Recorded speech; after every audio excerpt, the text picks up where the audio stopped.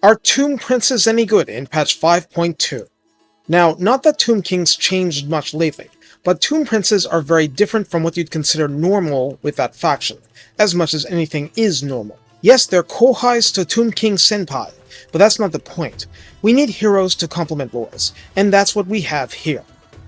Recruited by painstakingly building hero capacity, on Ultra the Footman Prince gets 4,268 health, which is pretty decent.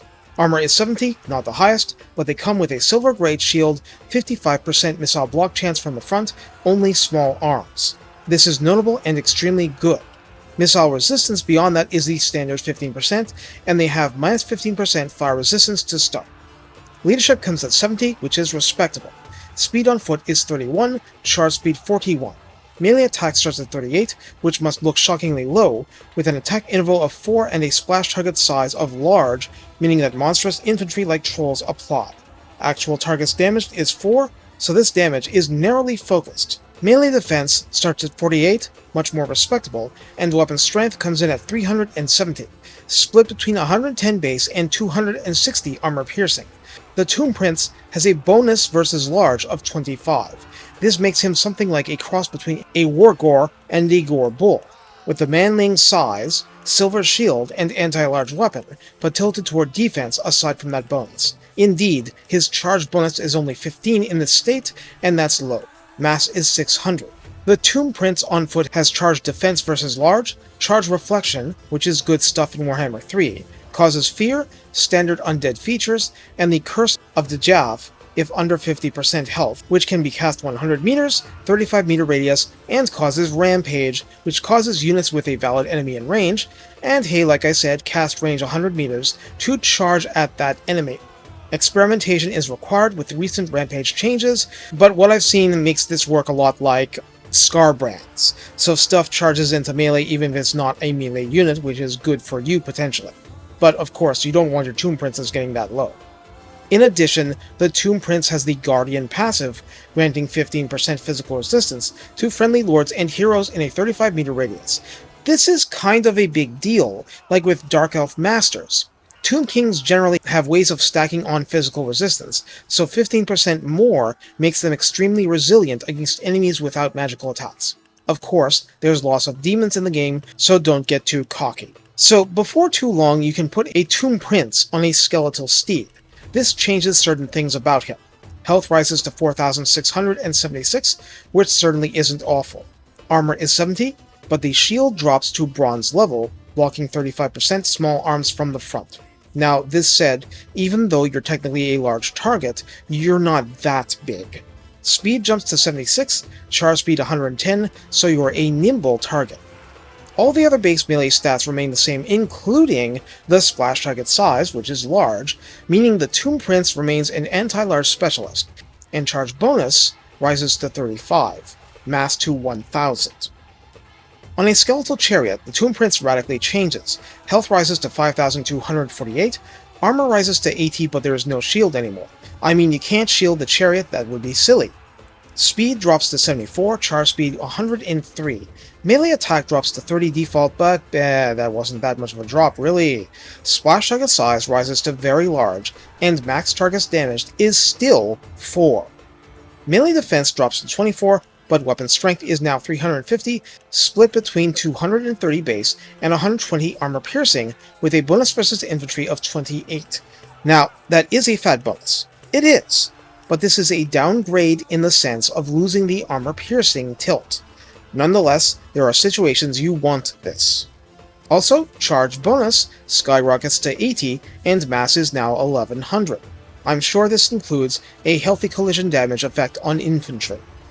As an embedded hero, the Tomb Prince is the training and spread control hero of the faction, roughly equivalent to an Empire captain. Training is much more useful than it was, which is a kind of big deal with Tomb Kings because it was a chore to level their units up before. Moreover, Assault Garrison, Assassinate, and Assault Units constitutes the holy trinity of mucking up the other side's stuff.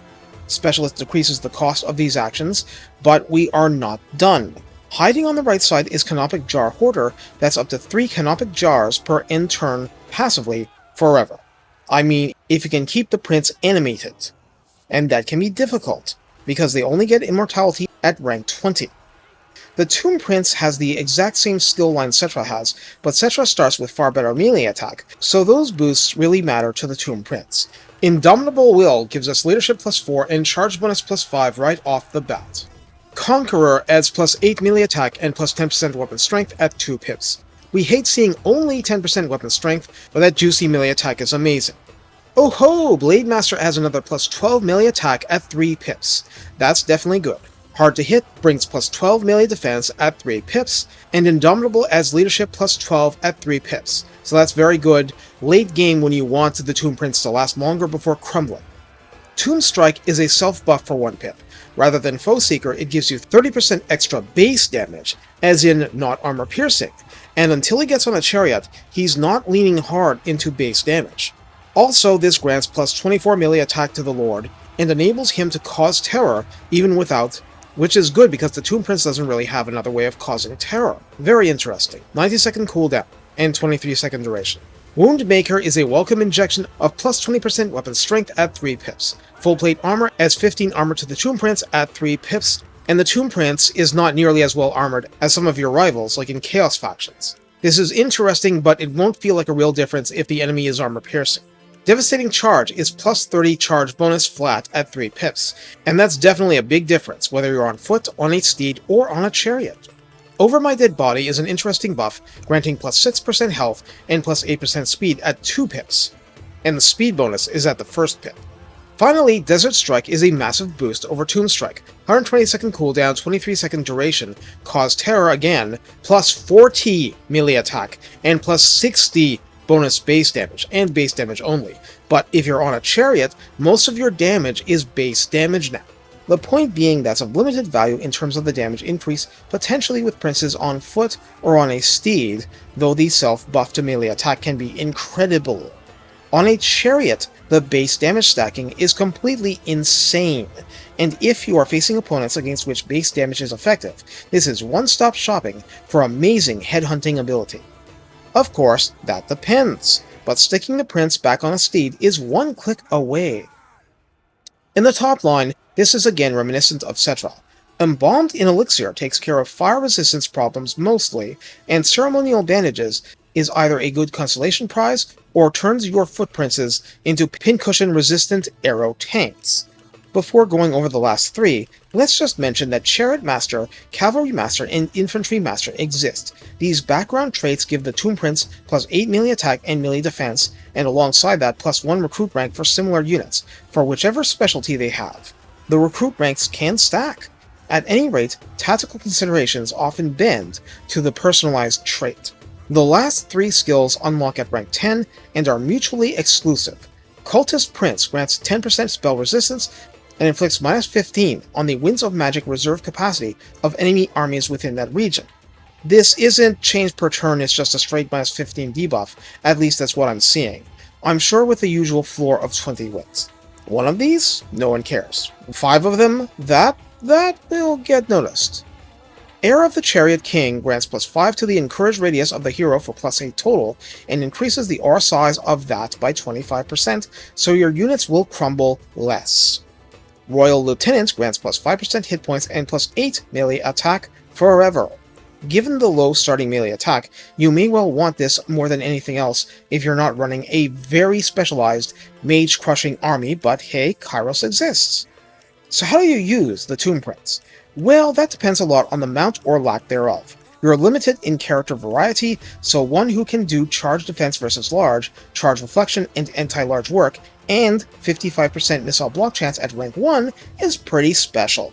And you should really think hard about what you lose by sticking him on a horse. Of course, the steed provides a ton more mobility, and the chariot provides a huge amount of anti-infantry potential the prince otherwise lacked, but requires micro you may not want. So initially I'd say use ones you can afford to lose as decoys for your forces with more enthusiasm. For the most part, you'll probably end up having most on steeds purely for the mobility, and they'll serve as guardians for your forces, literally and figuratively. Goon squads to go after enemy characters, especially mounted or monstrous ones, and in general will just pitch in wherever they can.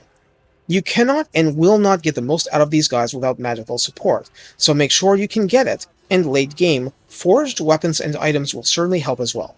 You actually have a tremendous amount of flexibility with the princes, but making the most out of it falls into your wise hands. Take care, and have fun inflicting princely wrath upon the Tomb King's foes. I mean, the reason these goon squads work is because two princes use Guardian on each other. Watch out for magical attacks, but otherwise goon away.